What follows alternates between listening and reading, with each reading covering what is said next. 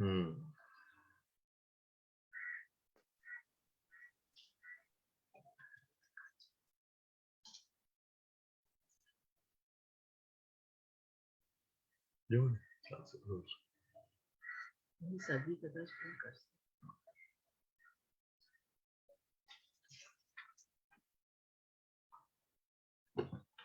Jai Baba. Nothing is real but God. Nothing matters but love for God. God is the only reality. All else that seems real is illusory. God and I are one. Meher Baba. Avatar Meher Baba ki Jai. Thanks to beloved Baba and Jai Baba to all of you. I'm sure we all must have witnessed the virtual 53rd Amar Tithi. Many of you may have participated also. And again, today, 1st of February, important day for many of us, many, including myself. At least for me, it was the first time that I ever had a glance of God's body, let's put it that way, beloved Baba's body in the crypt. And I'm sure many of you also would be experiencing the same thing, the 1st of February, when so many people rushed from so many places to have the last glimpse of God's physical form. So today we are starting a new book, the same series. We read Conversations with the Awakener. We read more Conversations with the Awakener. We finished one turn before last, Intimate Conversations with the Awakener. And now we are reading the last of the 4 series, Flowing Conversations with the Awakener. The peculiarity of this book is that as this book was under preparation, Bal Natu ji actually flew back to the Awakener. And those who were his helpers, who were working him with the book, thought that it would but be appropriate to come out with this book, even though he had gone back to the Awakener. So this book is like certain parts where Bal Natuji had already completed the job, and certain it was in the process of being completion. So the team helped him out, and then this has been, let's say, published posthumously, so to speak. So now I think we'll start with everything. Start from preamble. No, start from the dedication. There's a page called dedication, I suppose. Yeah. Start from here, and we'll go by as much as we can proceed. Yeah. Dedicated to those who long to flow into the ocean of luminous, unbounded love that ever abides within each one. It means each one, this what we call as the awakener, the luminous ocean, the infinite ocean of bliss, of knowledge, of power, of beauty, grandeur, everything actually abides in each one of us. But we don't have access to it. We do not even bother to approach it, And as and when we open up to that particular power within us, we realize that at the end of the journey, we realize that what we were seeking are ourselves itself. That, in other words, the beloved and the lover are one and the same. Preamble. Once, my smiling heart and quiet mind created within me such marvelous music, its sound flowing from somewhere to nowhere. Whatever flowed had a delightful creative quality. It is impossible for me to describe or express the profundity, beauty, and loving warmth of this most natural event. When the flowing first bubbled forth, its glowing sparkle deeply touched my being, and later I began to vaguely put into words the glory of this happening. Why and how it happened, and if it will ever happen again, I don't know. When these feelings and thoughts began to crystallize, they became as though pieces of marble, and I, as an amateur sculptor, started to chisel and shape them into the form of conversations. However, only some of these word sculptures came close to expressing the feelings I wished to share. How successful I have been with the others, I leave for the readers to decide. They may freely interpret my expressions of the original music and even air their views on my inability to present them through conversations. In other words, how beautifully he writes that what he's sharing with us is nothing but the feelings and the emotions that he gets within his own being. And as an amateur sculptor, he's trying to build sculptor, he's trying to build something out of it. And the feeling of joy that he's getting, he's wanting us to share with others. And he confesses, even earlier on, he confessed that I can say that I don't think I have been successful in putting into words exactly what the thoughts and feelings flowed within me. But that's the best I could do. That's the best it can be translated into words. And now it is up to you to accept it, appreciate it, and also try on your own to reach that depth within your own being and try the conversations on your own, as we saw last time we read one of Kendra's, that way. Or if you want to criticize it, if you want, you do whatever you want to do. He's not holding on to us that you must appreciate. He's not talking about any kinds of copyrights or something. It's just my feelings. I felt so immensely joyful that I'm sharing it with you. And if you can, take a ride on that and also enjoy those feelings, it's well and good. If you want to criticize, it's perfectly okay. I can't and I won't stop you. The sharing of these conversations reminds me of a story of a man who was loved by a few friends, even though many regarded him as a simpleton. One day, when he had gone for a walk in the countryside, he found a horseshoe and began to clap and dance, shouting aloud, "A horse, a horse! Now I will get a horse." Just then, a small group of villagers passed by and heard his shouts. One of them exclaimed, "Dear fellow, that's just a horseshoe. What makes you think you'll find a horse?"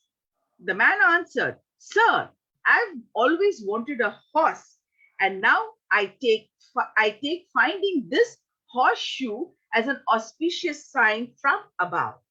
The people laughed at his reply, but with a gentle smile, the man went on his way, humming to himself. He was a simpleton. He was a very naive person, somebody who we say he did not have he was not worldly wise. You can say lacking, common sense and all that. But he was so much of a simpleton that just finding a horse shoe, he is now hoping that he will find the horse. So he says, Bal Natu ji later on says that he finds a kind of a camaraderie with this person, that I have just got this kind of a inspiration for conversation, and there is every possibility that because this I have found, I will find the awakener himself. Like how finding a horseshoe, he is hopeful of finding the horse, of getting the horse. So getting these conversations from the awakener, he feels that I will achieve and attain oneness with the awakener. When I heard the story, something leapt in my own heart. I felt a sort of camaraderie with this unusual character. I was struck by how my fictional friend's naive anticipation of finding a horse is similar to my own hope that these word sculptures will lead me to meet the awakener again soon. Now, if by my good fortune we meet again, I will request him to leaf through these pages, and with his glance and touch, every conversation will become more alive with the heavenly fragrance of his ever renewing presence. That perfume May he help me to follow the scent, will lead me to the source of everlasting life in him, to merge in that loving presence forever and ever. How long I have to wait, he alone knows. So here again, whether you call it incidental, accidental, whatever it is, that this is the last book that he was writing. And when he was compiling this, he passed over to the Awakener. So here he is hoping. He said that just like that simpleton, I hope and pray that these marble pieces of which I have made a sculpture, a kind of a image of the conversation, that will lead me to the source who is the Awakener. And once I go to the source, he will, flip through these pages and, and he will bestow his loving grace on these conversations, and they will become more alive. And in my little understanding, as I say, limited, I think that Baba has gone through them and it has really become alive, because it is really enlivening. In a sense, it is really becoming a milestone, a kind of a signpost in our own life as to how we can progress gradually towards the source, who is the Awakener, who is none other than our beloved Meher Baba. Delightful congratulations to my dear band of friends who have helped in presenting these conversations. Happy invitations to the dear readers to pick up this book with an open heart. My wholehearted salutations and deepest gratitude to him, the Eternal Awakener. Tra-la-la. January 1, 2002, Bal Natu. So this was written in 2002. Now we are 20 years from there. Introduction. Bal Natu peacefully passed home to the Awakener on October 7th, 2003, at the age of 84. This volume is the final sharing of his heart's conversations with God. For years, Bal Natu delighted readers with his intimate and inspired prose to the eternal beloved. His generous sharing of conversations encouraged many to begin their own dialogues with the Awakener. Through his writing, this gentle and gracious man will ever remain alive. Bal Natu's heart's conversation with the Awakener flowed up to the very end of his life. He was adding finishing touches to many of the flowing conversations, even into his final weeks.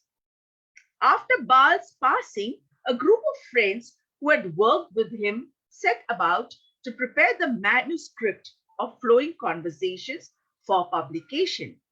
Bal had completed 16 conversations. These are contained in section 1.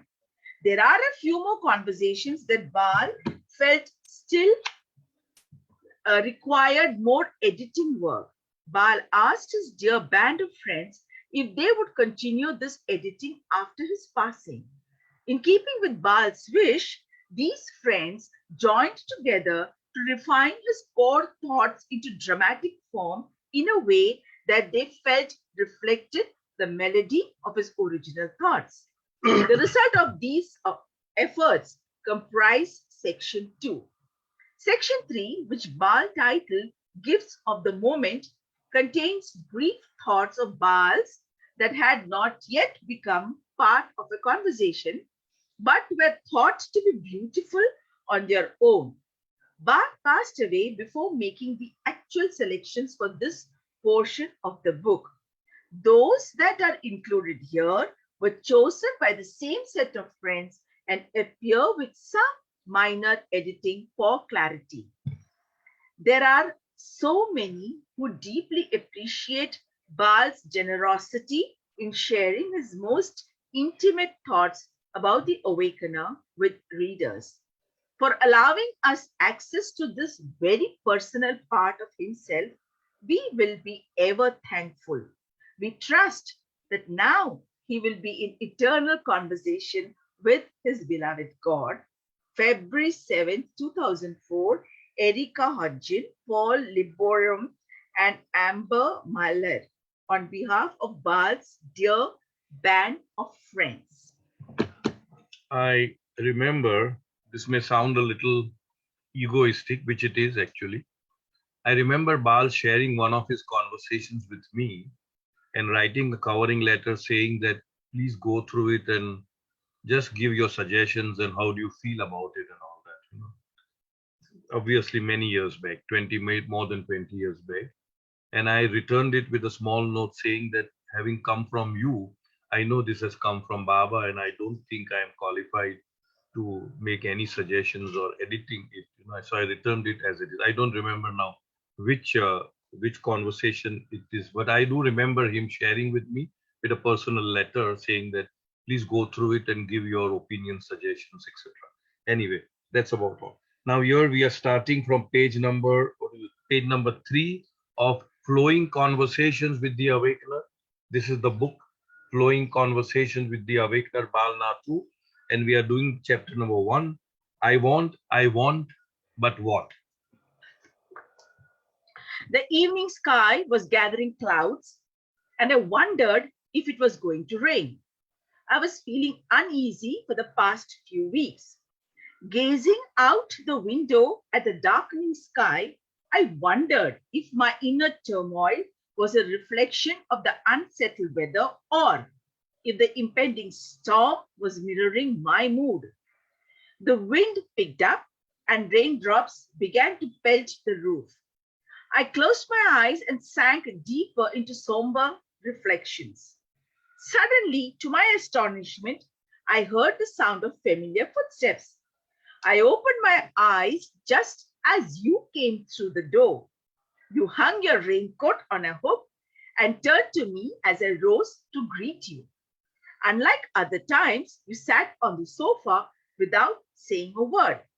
Looking very relaxed, you closed your eyes as I had just done. Were you joking with me or just showing me that you knew the state I was in? I had rarely seen you with your eyes closed with such a perfectly restful expression.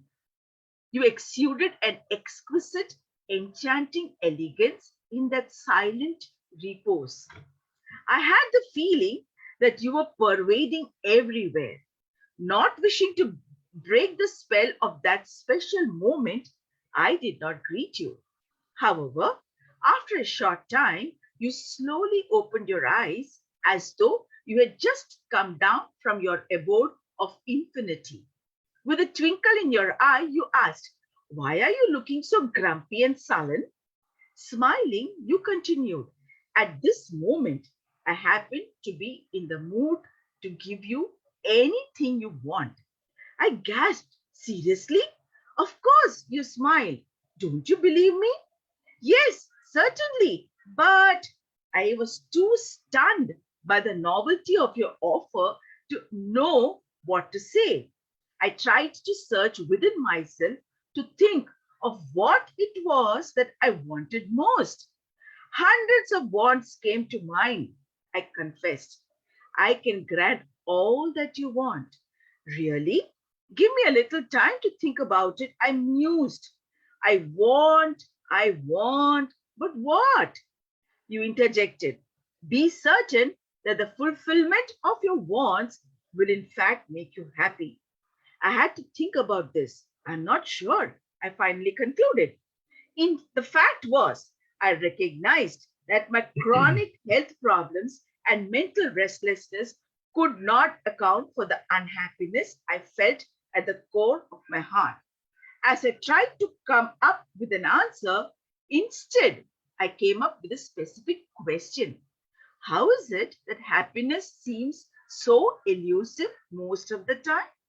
You replied, "Happiness remains elusive unless and until you're willing to love life as it is, both in and around you, without reservations and without exercising special rights over people and surroundings. This requires a simple heart and trust in me." Then you added, "Would you like to hear a story?"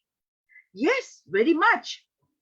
Long ago, there was a simple hearted farmer who loved God and had deep trust in his wish. He had a favorite auburn colored horse with a white star on his forehead, for which the horse got its name. One morning, when the farmer went to the stable, he found that star was missing. He searched for him high and low, but in the end returned to the empty stable and started to sing. Started to sing, I inquired. I don't understand. Wait, listen to what happened next. The refrain of the song was, God is great, he knows best. Just then, it so happened that a friend of the farmer was passing by and hearing a joyous song coming from the stable, he came and asked, Why are you so happy today? My horse has been stolen, came the answer. So you're celebrating the theft of your horse? The friend asked incredulously. Yes, the farmer replied with perfect composure, because if I had been on the horse, I too would have been stolen. Shortly after, another friend of the farmer appeared, leading Star into the stable. I was working in the field, he explained, when I saw a man come riding on by on a horse. I saw the star on the horse's forehead and asked him a few questions. He was so evasive that I realized he had stolen the horse. We had a tussle and the rascal ran off. Anyway, here's your horse back. The farmer embraced his friend. He then ran his fingers lovingly through Star's mane, kissed him on the forehead, and patted the horse. Star whined and moved his head up and down happily. And once more, the farmer began to sing, God is great, he knows best. The first friend could not help but remark at this. You are singing the same song. Are you happier now? Not exactly, but now the oats and the grass won't go to waste. Then all three began to laugh, but each one perhaps for a different reason.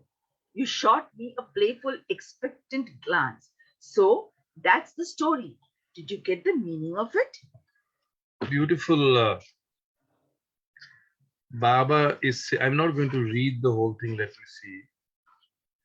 Oh, okay. I might read it. Okay. I think I'll read it again. The sum and substance of this, whatever has been read so far, has been that you must know what to want.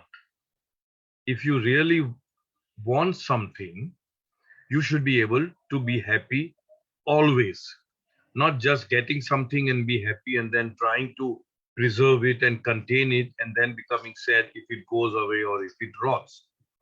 So the whole idea is to be so resigned to the will of God that every moment, in whatever condition that we are experiencing joy and happiness.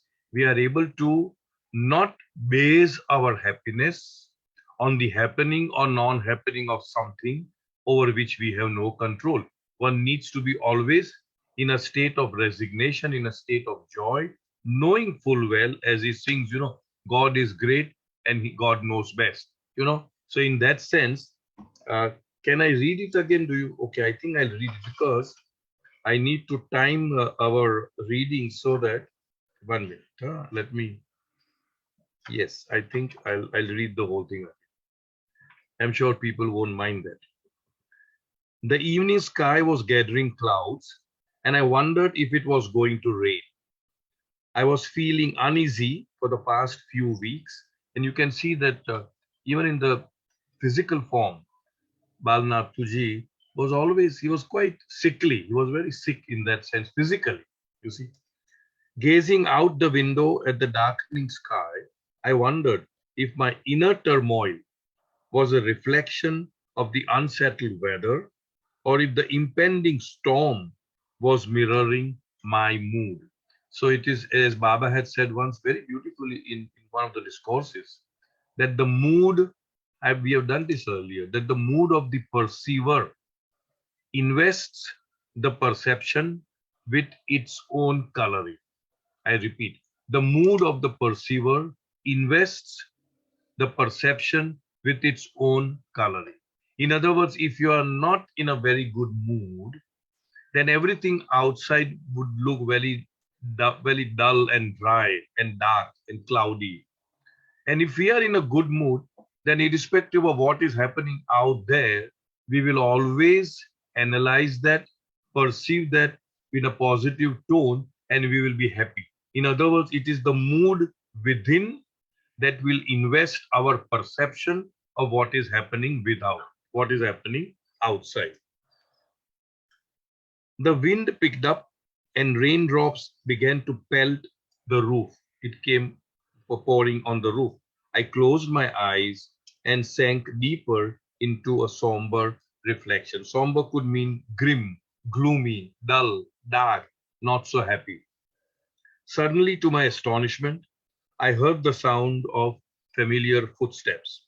For those who have seen Baba walk, Baba, people would say, the Mandali would say that he would not walk. It would be as if his feet is not, Gliding. gliding. His gait, the style in which he walked, especially during his younger days, after the self-imposed accident, of course, his gait was affected.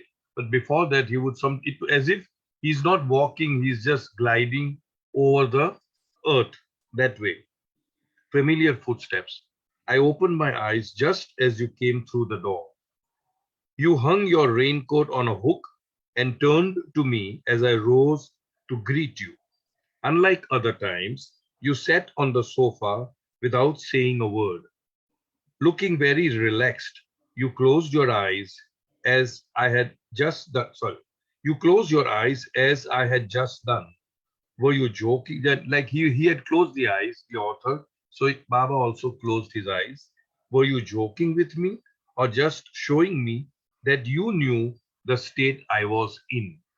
People who have had experiences with Baba, Baba was most natural with everybody and in everything. The way he sat, the way he relaxed, the way he spoke, the way he conveyed, it had it had the beauty of its own. You cannot match it with any human being.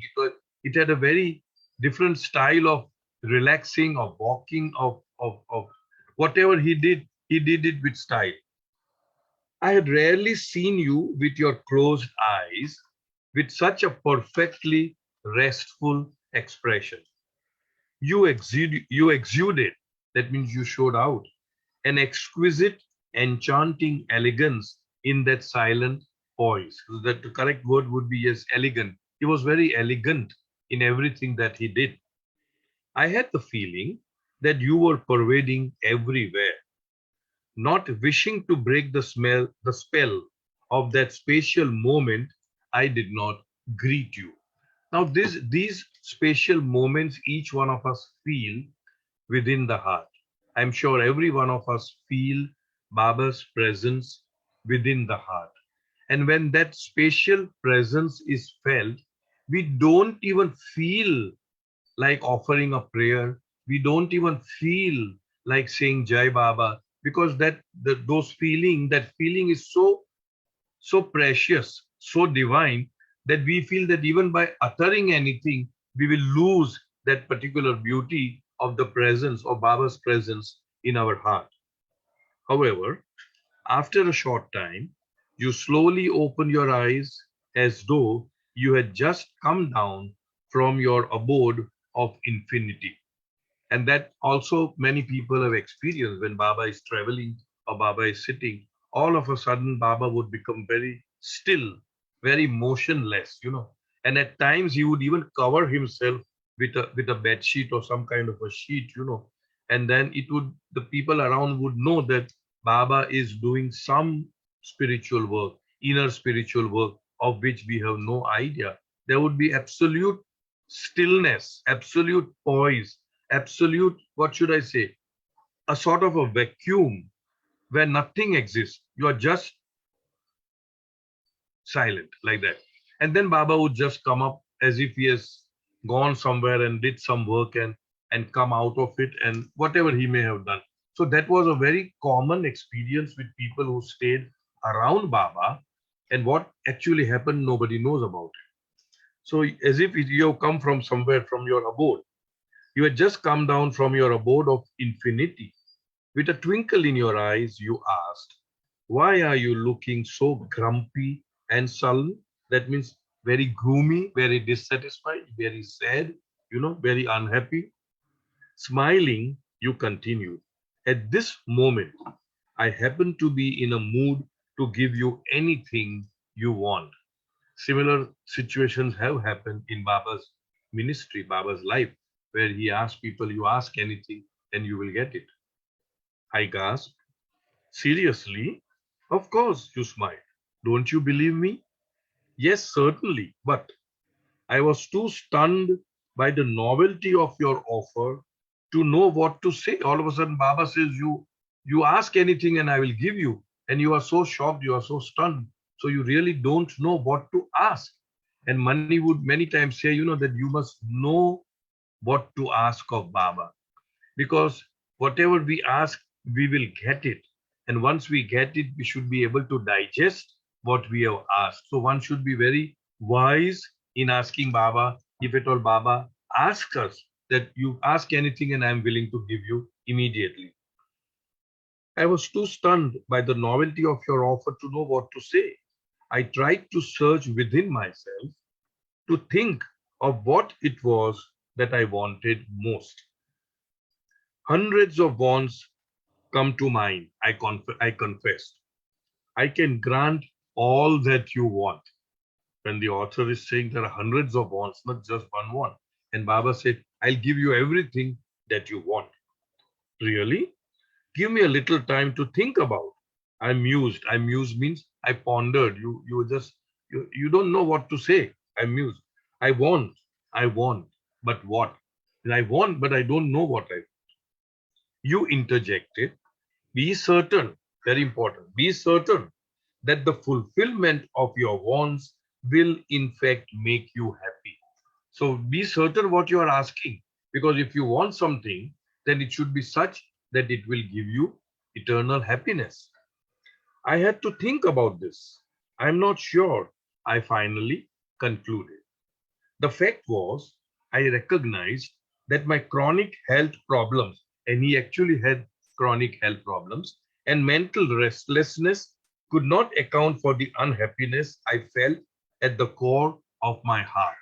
In other words, he realized that the unhappiness, that the vacuum, that the void which I am feeling in my heart may not be contributed by my ill health or by my restless mind. That vacuum, that void is something totally different from my physical health or my mental restlessness. That I realize that. That's what the author is saying. As I tried to come up with an answer, instead I came up with a specific question. How is it that happiness seems so elusive most of the time? Not, you cannot catch it, you cannot have your hand on happiness. The moment you chase happiness, happiness seems to run away from you. It's like, the cat chasing its own tail. You keep on rotating, but it's not able to catch the trail.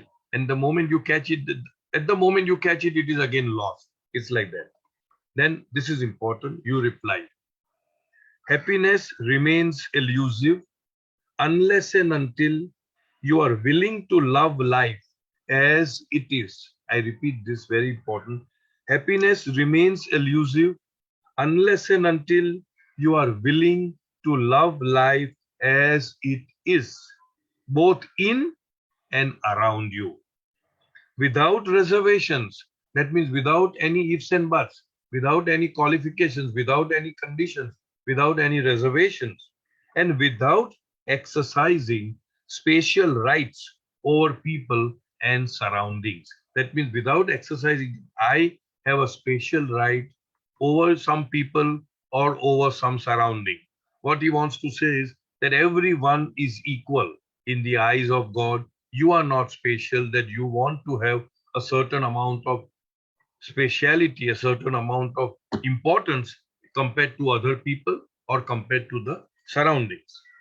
This requires a simple heart. You have to be very simple and trust in me. You must have trust in me. You must have trust in the divine law. You must have trust that nothing happens by accident. You must have trust that there is a law which is called the law of karma, which is immaculate, which is perfect, which always works towards gaining equanimity, equipoise, or whatever you call it, gaining a balance. Then you add it, would you like to hear a story? And then the story goes, we have heard the story. Anyway, I'll read it again quickly. Yes, very much. Long ago, there was a simple hearted farmer who loved God and had deep trust in his wish. That means he not only just love, we say we love God. We all say we are Baba lovers, we love God. But are we able to accept his wish or his will, whatever you want to say?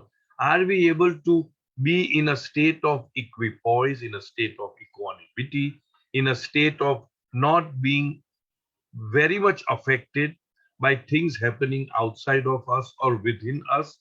Are we in a position to take everything that is happening in and around us as God's wish? If yes, then we can proudly say, yes, I am a Baba lover. I love Baba and I know I have got full trust in his wish. That means everything that happens.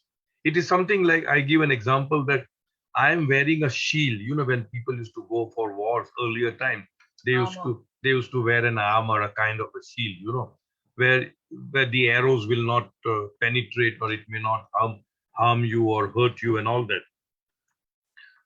So we are having that shield of Baba's presence, of Baba's name, of Baba's remembrance.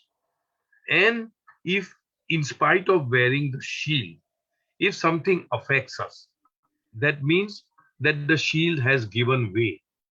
And if the shield has given way, it has a purpose, it has a reason why it gave way. In other words, I am enclosed in a very solid, strong room. You call it a strong room, like how banks' lockers are their strong room. And if Baba is allowing certain things to happen to me, in spite of being in the strong room, that means Baba is opening up that door and allowing that thing to enter and touch me. That means Baba has a purpose. Baba knows why he opened the door, because that experience was necessary for me. Why for me? For my own growth. In order that I may go deep down, I may go I will have some kind of introspection, the profundity, the depth in which Baba wants me to go in order to experience that experience and grow from it. So are we having that kind of balanced attitude towards life, that nothing can ever happen to me without Baba allowing it to happen?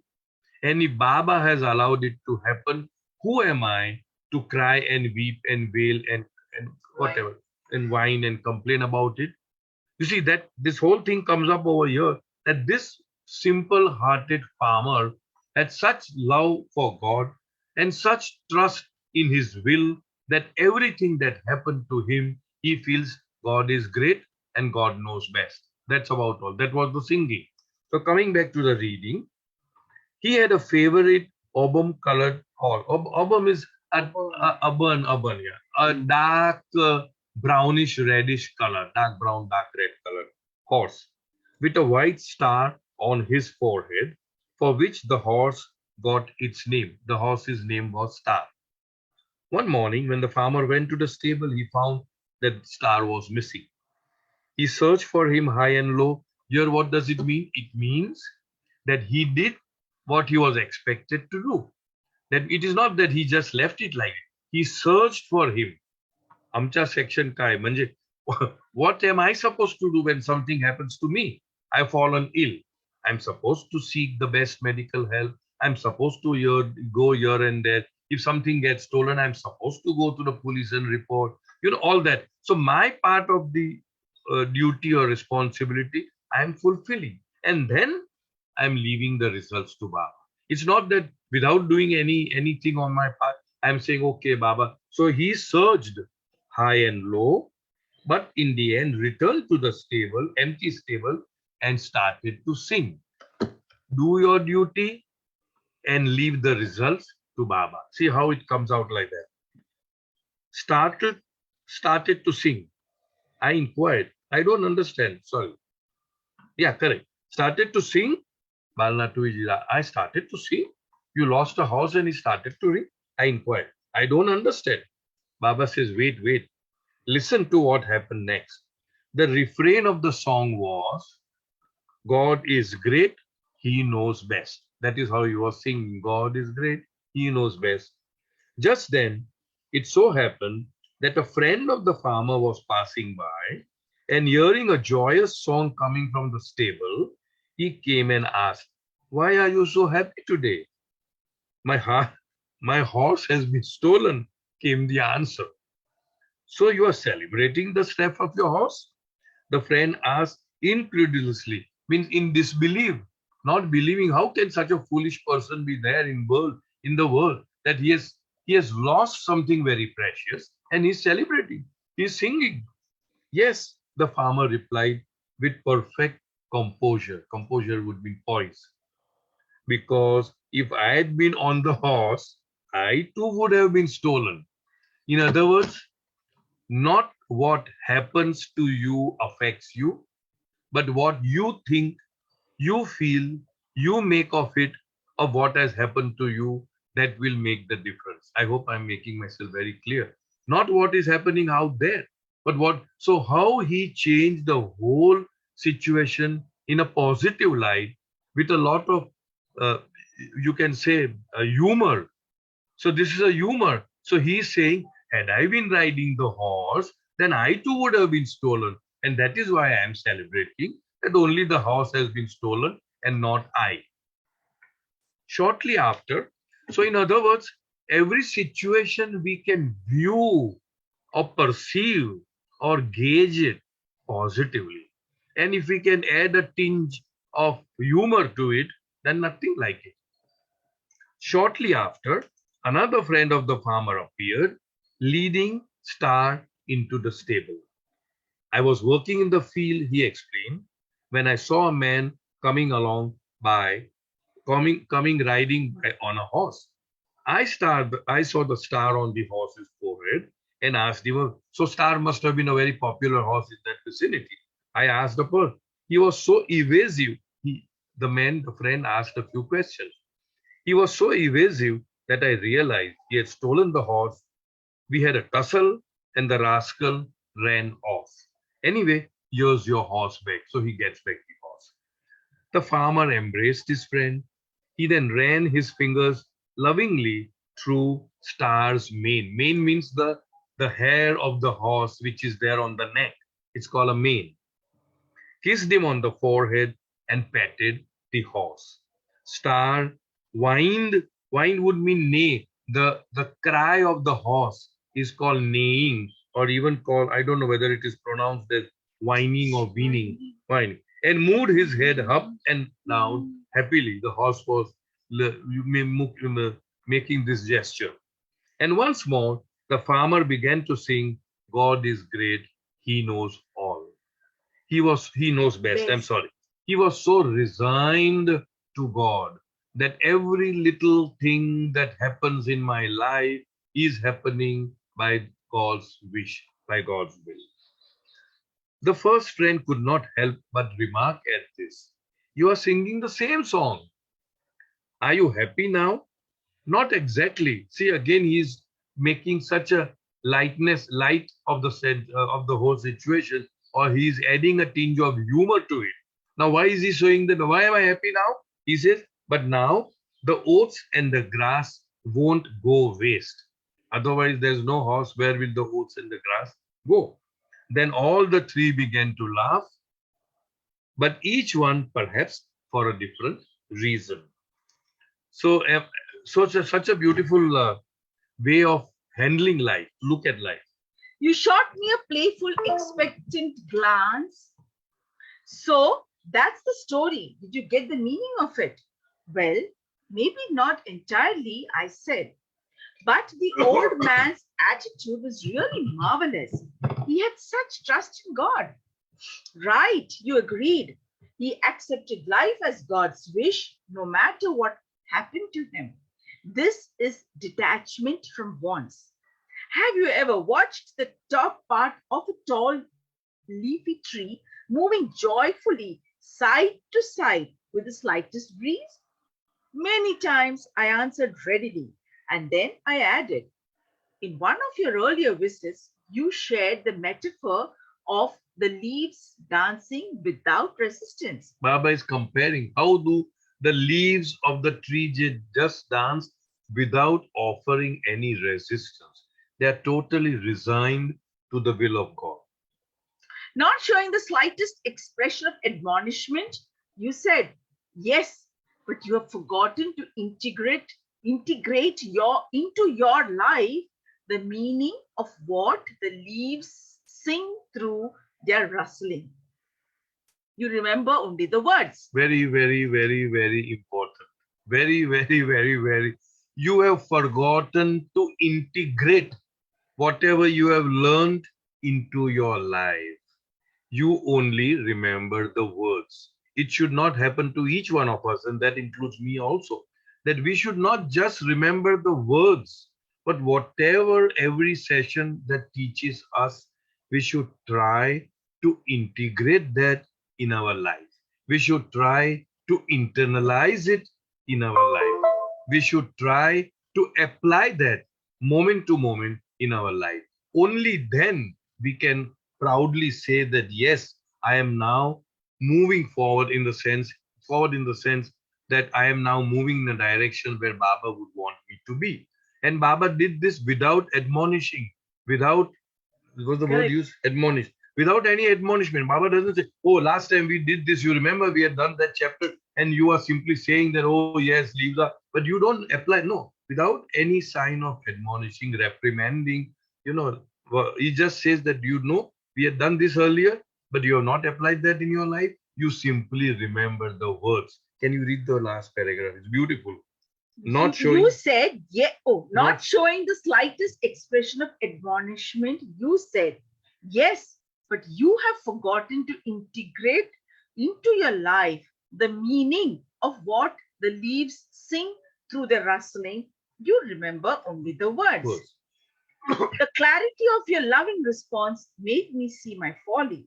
I felt humbled and chastened. Chasten would be purified. See, the point is Baba's words, the purity of that, the purifying word, he's not punishing, he's not reprimanding. He's so, what should I say, so patient with us. He knows our limitations, he knows our capacities and inabilities rather, and he's very gently, very lovingly, he's pushing us to the so-called right path so that we have a happy life. You smile with your infinite kindness. Simply quoting sublime words is like offering someone a scentless flower made of plastic. But if the words have become alive in your own life, releasing their significance, then they have meaning. Your memory of the movements of the leaves does not inspire you to express their heart moving music, the song of resignation to my wish. I would like to read that again. Very beautifully, Baba says, you smile with your infinite kindness. Simply quoting sublime words is like offering someone a scentless flower made of plastic. Plastic flower. It has no meaning. It doesn't have aroma. It doesn't have any perfume. It is scentless. It has no life in it. It has no beauty. It's just looking good. But the whole purpose of a flower is not just the looks, but the aroma, the scent, the perfume that goes along with it. That is not there. That is missing. But if the words have become alive in your own life, that means had we implemented that in our life? Have we internalized, have we integrated, Baba used the word integrated that in our life, then those same words would become alive because now I have practiced that and I'm saying this to somebody else. But if the words have become alive in your own life, releasing their significance, then they have meaning. then they will have some meaning. Your memory of the movements of the leaves does not inspire you to express their heart moving music. What is their heart moving music? The song of resignation to my wish. You are simply remembering the words, but you are not able to apply that in your own life. I murmured that I was sorry and would have said more, but you gestured that I was not to worry. Not to see how magnanimous Baba is, that even though we are sorry, the moment we express a certain uh, regret or repentance, I'm sorry about this. Okay, now don't worry about it. Go ahead that way. Remember, you concluded, any assertion of I want this or that blocks the natural flow of life's energy expressing my wish. Now tell me, do you want to respond wholeheartedly to my wish or your wants? The moment we say I want something, what is it implying? That means I lack something. As simple as that. When I want something, it means I'm lacking something. And when I'm lacking something, how can I expect the flow of Baba's grace, and wish to? Only when I am full in myself, that I don't want anything, that is when Baba will fill us with his wish, his grace, his love, his whatever it is. The moment I am focused on my lack or on my want, it shows that I am not complete that way. You gazed lovingly at me with your sparkling eyes as if you were expecting a response from me. I was so moved by the intimacy of that look that tears began to flow from the corners of my eyes, and I felt a rapture come over me as though a wave of love had filled the room. A rapture is an exquisite, very high level of emotional pleasure, so to speak. With a choking voice, I replied, I want to respond to your wish as as best I can. I felt so blessed that I could not look upon the radiance of your face any more and reverently closed my eyes. So here Baba is asking, now that I have given you a background, do you want my wish and will to prevail in your life? Or do you want to fulfill your wants in your life? Tell me, what do you want? So obviously he says that I was so overcome with the rupture, with the emotional feeling, that I did not know what to say to you. And here with a choking voice I replied, I want to respond to your wish as best as I can. So all his wants have now gone in the drain, so to speak. I don't want to fulfill any of my wants, because the more you fulfill those wants, the more it will come. You see, it's like a hole in a bucket. We have sown that there's a hole in a bucket, dear Eliza, we know that. So the more you fill it, it will finally be a circle of nothing but wants and desires and cravings and all that, never fulfilling, because you're always wanting that way. I felt so blessed that I could not look upon the radiance of your face anymore. He was so blessed, he felt so blessed, he felt so emotional that he couldn't even look. And many people have expressed that thought, that sometimes, we get so emotional that we do not have the courage and the heart to look straight into Baba's eyes. We feel so humbled, we feel so, whatever the feeling is, that we can only reverentially, means respectfully, only look at his feet. Our eyes would only look at his feet. So here Baba says, I felt so blessed. Sorry, Bal Natuji says, I felt so blessed that I could not look upon the radiance of your face anymore, and reverentially closed my eyes. A moment later, I heard the sound of the door closing. I opened my eyes and saw that your raincoat was gone. But to my delight, a pleasant breeze flowed through the room. Outside, the sky was bright and clear, and the stars twinkled joyously. Upon seeing this clarity, I immediately realized that the storminess, just like my mood, was a passing phenomenon. That indeed, behind my every mood or want, The tranquil quality of your presence abides.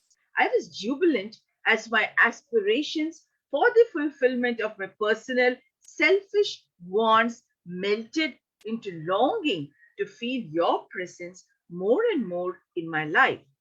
As naturally as the birds sing to welcome the morn, as intimately as the dew drenched buds smile at the sky, so let my heart beat in unison with my mind, longing for your presence with the simple innocence of a babe newly born.